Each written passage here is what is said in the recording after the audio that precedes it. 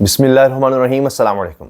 ڈکی بھائی جن کا نام سعد الرحمان ہے، ان کے ساتھ کیا کچھ ہوتا رہا ہے، ان کے خاندان کے ساتھ کیا کچھ کیا گیا ہے، ان کی والدہ اہلیہ کے ساتھ کیا کیا کیا گیا، ساری کہانی سامنے آ گئی ہے۔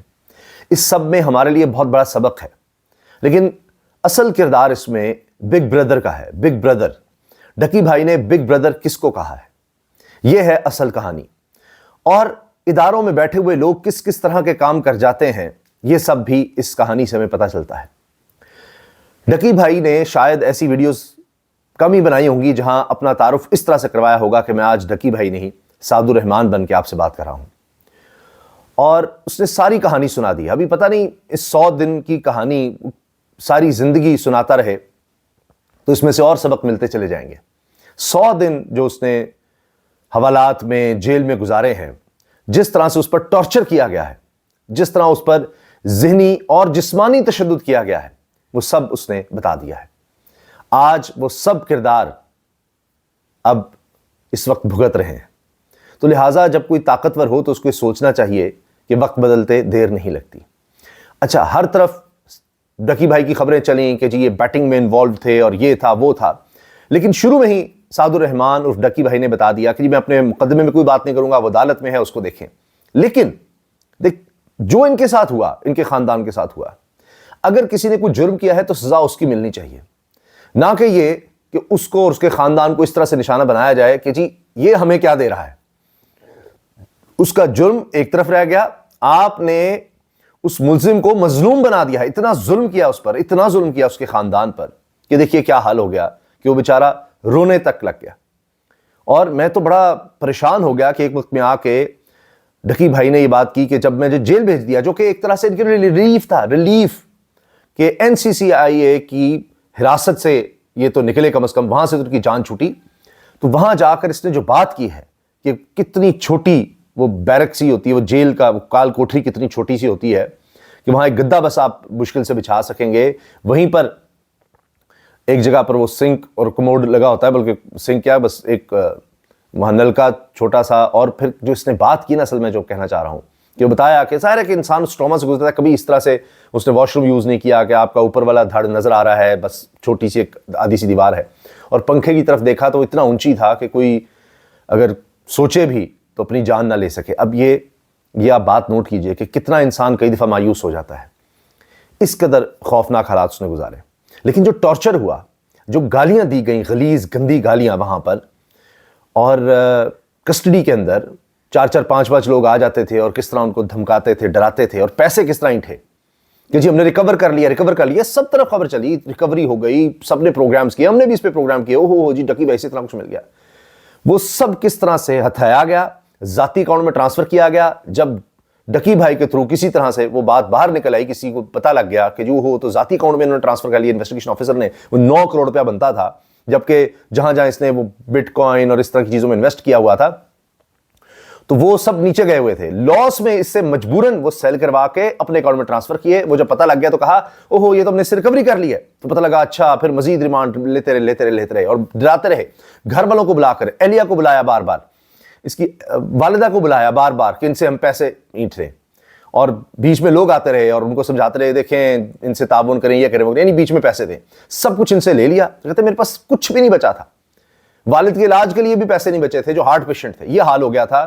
تو مجھے پیغام دیتے تھے جو یہ مانگتے ہیں دے دو۔ تو کہا، ڈکی بھائی کہتا ہے کہ میں نے کہا کہ مجھ سے سب کچھ لے چکے ہیں، زبردستی سب ٹرانسفر کروا لیا انہوں نے، اور پھر ماموں نے کسی طرح سے قرض دیا۔ کوئی دیکھیے مشکل وقت میں کہیں کھڑا نہیں ہوتا آپ کے ساتھ، اور ماموں نے کسی طرح سے بیچارے نے پیسے ارینج کیے، وہ قرض کے طور پر لیے، وہ کچھ 60 لاکھ روپے ان کو دیا، اور پھر یہ ریلیف ملا کہ جی جوڈیشل ہو گئے، یا والدہ سے اس طرح ملاقات ہو گئی، اہلیہ سے ملاقات کروانے لگ گئے، اور پیسے کس طرح سے لے رہے تھے اس بیچارے سے کہ جی ہم تمہارے پر ورنہ مقدمے بنائیں گے، تمہاری اہلیہ پر مزید مقدمے بنائیں گے، نہیں تو پیسے دو اور پیسے دو۔ تو تنگ آ کر ڈکی بھائی نے کہا کہ جی یہ جو میرے ساتھ کرنا چاہتے ہیں کر لیں، میرے پاس کچھ بھی نہیں بچا، کتنے ان کو پیسے دے دیں گے۔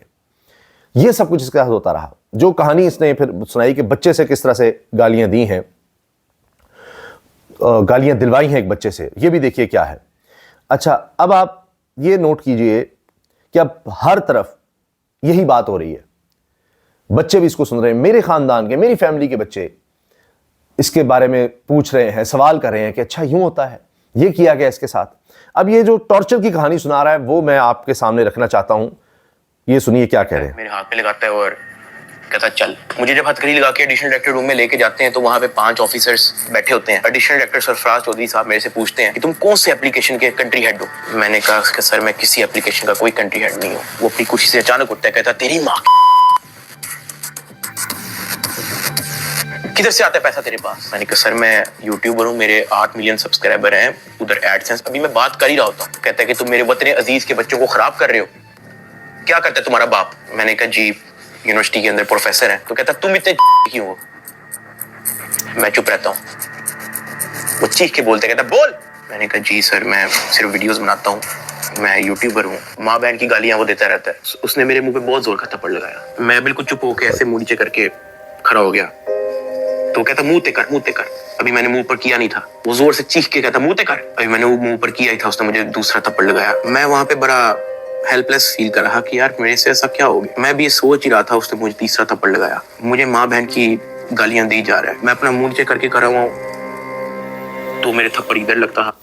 اب یہ تھپڑ بار بار اس کو مارے گئے, اور جب کبھی اس نے کہیں کچھ ذکر کر دیا کہ جی انہوں نے میرے سے سارے پیسے لے لیے ہیں اور پرسنل ٹرانسفر کر دیے, کسی وہیں پر کسی افسر کو بتایا تو بات پھیل چکی تھی. تو پھر اس کو کہیں لے جا کر سب سے زوردار تھپڑ تب مارا گیا.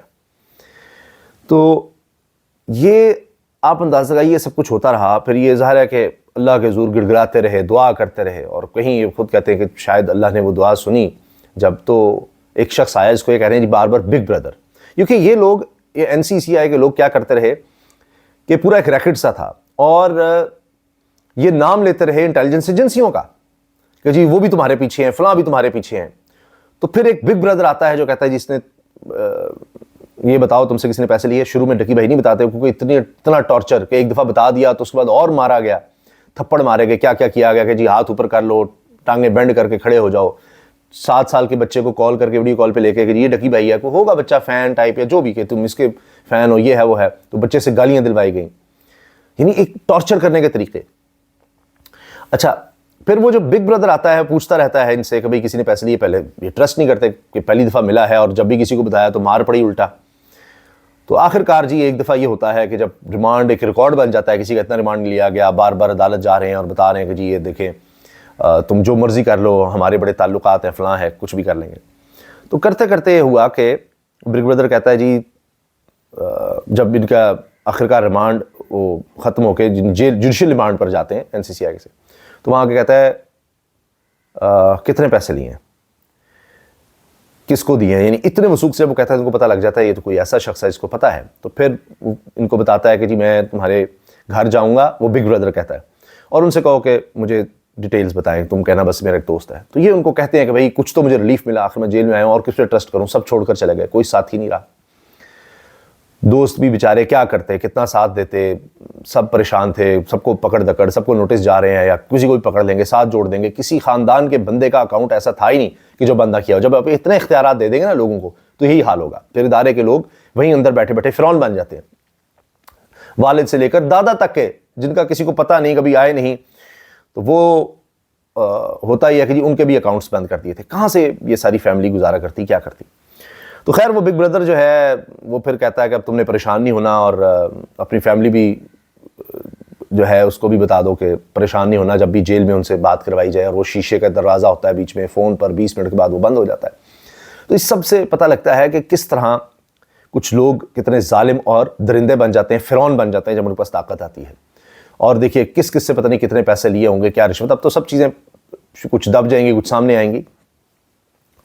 تو اب یہ سب ہوتا رہا, اور آخر میں پھر یہ کہ جی سب پکڑے جانے لگے, اور پھر کہیں جا کر ہائی کورٹ سے ضمانت ہوئی ڈکی بھائی کی. اور ڈکی بھائی نے کہا جی میں ملک چھوڑ کر نہیں جاؤں گا. اور بڑا مشکل وقت تھا, زندگی کا سب سے مشکل وقت تھا یہ 3 مہینے, لیکن 8 سال سے میں اس طرح ڈیجیٹل سوشل میڈیا پر ہوں اور لوگوں کو انٹرٹین کر رہا ہوں. تو یہ جو اس نے کہانی سنائی ہے سب کچھ بالکل سچ نظر آ رہا ہے.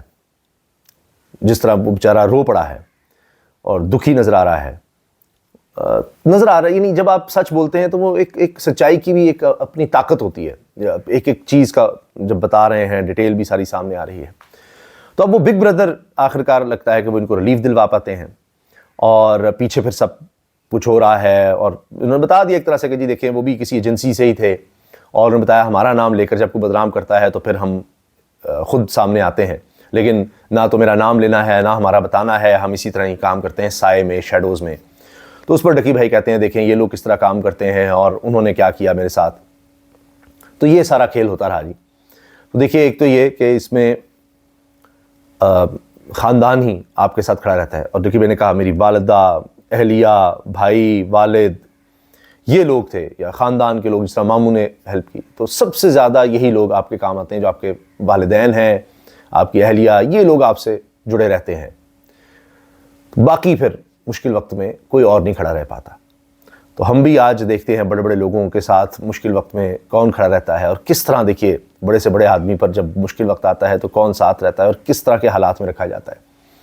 تو بس طاقت اسی طرح کی ہوتی ہے جی، اور طاقت کا نشہ بڑا خوفناک ہوتا ہے، اور اس میں پھر جب غرور، تکبر بھی آ جائے تو دیکھیے کہ طاقت اتنی زیادہ ہوتی ہے کہ ہم اس کا استعمال کرتے ہیں، ہم نے اتنے کام کیے ہوئے ہیں تو اس کو بھی ہم پکڑ لیں گے۔ یہ تو اللہ نے اس کی سن لی ڈکی بھائی کی، اور اس کے ذریعے سے دیکھیے کہ پھر سارا کھیل کھل گیا۔ تو اس میں ہمیں یہ بھی پتہ چلتا ہے کہ جی کسی بھی ادارے میں بیٹھے بندے کے پاس اتنی طاقت نہیں ہونی چاہیے کہ اس کو کوئی پوچھنے والا ہی نہیں ہے، یہ بھی ہمیں دیکھنا چاہیے، ورنہ یہی کام ہوتا ہے، کہیں نہ کہیں جا کر وہ سب اس طرح سے کرنے لگ جاتے ہیں۔ اور یہ سب لوگ آپ کو مل جائیں گے اداروں میں، کالی بھیڑیں ہیں، آپ جتنے بھی ہمارے ڈپارٹمنٹ لے لیں، کرپشن اور اس طرح کے لوگ ہیں۔ اب یہی بات ہے کہ ایک تسلسل ہونا چاہیے۔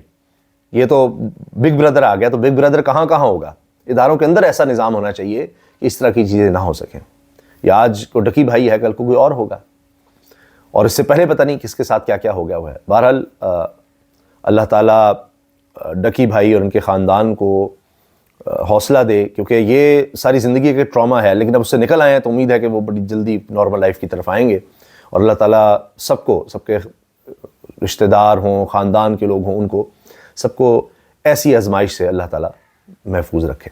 تو یہ جی ساری ڈکی بھائی کی کہانی، انہوں نے تقریباً 50 منٹ سے زیادہ کی ویڈیو بنائی ہے، اور اس میں ساری کہانی سنائی، اور کہتے ہیں کہ جی وہ ایک ایک دن کی کتنی ویڈیوز بن سکتی ہیں، کیا کیا سوچتا رہا، کیا کیا ہوتا رہا، کس طرح سے میں اس سارے ٹراما سے گزرا۔ اور ظاہر ہے کہیں نہ کہیں زندگی میں انہوں نے بہت کچھ سے سیکھا بھی ہوگا، اور آگے چل کے شاید کہ اور چیزیں بھی بتا سکیں جب یہ کیس ختم ہو جائیں گے، اس کے بعد ہی، ابھی تو کیس چل رہے ہیں ان کے، کہ پھر کیا ہے۔ اور امید ہے کہ یہ اب نوجوانوں کے لیے بھی ایک طرح سے یہ کہنا چاہیے کہ ایک سبق آموز کہانی ہوگی، واقعہ ہوگا، اور آگے چل کے ڈکی بھائی جب بھی اب ویلاگز کریں گے تو اس میں ہمیں ایک جھلک نظر آئے گی کہ اس سارے وقت سے گزرنے کے بعد وہ کتنے میچور ہو گئے ہیں۔ اللہ حافظ۔